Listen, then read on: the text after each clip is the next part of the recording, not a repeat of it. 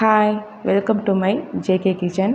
Today நான் உங்கள் கூட ஷேர் பண்ண போகிற ரெசிபி கார சட்னி. இந்த வீடியோவில் பிகினர்ஸ்க்காக ஒரு டிப் ஷேர் பண்ணியிருக்கேன். கார சட்னி நல்ல டார்க் ரெட் கலரில் எப்படி அரைக்கிறதுன்னு.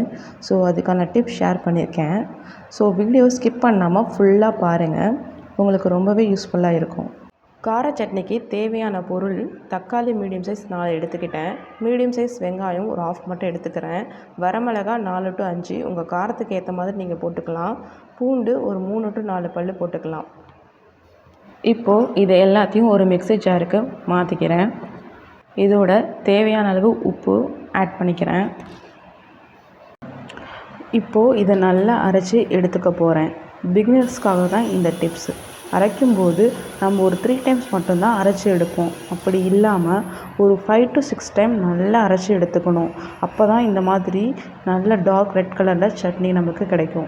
இப்போ அரைச்சி வச்ச சட்னியை நம்ம ஒரு தாளிப்பு தாளிச்சிடலாம் வாங்க. ஒரு சின்ன பேனில் ஆயில் ஊற்றிக்கிறேன். ஆயில் ஹீட் ஆனதும் கடுகு, கருவேப்பிலை, கொஞ்சமாக பெருங்காயமும் சேர்த்து நல்லா தாளிச்சிக்கலாம்.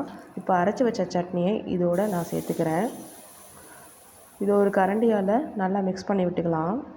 இதோட பச்சை வாசனை நல்லா போகிற அளவுக்கு நல்லா கொதிக்க வச்சு எடுத்துக்கலாம்.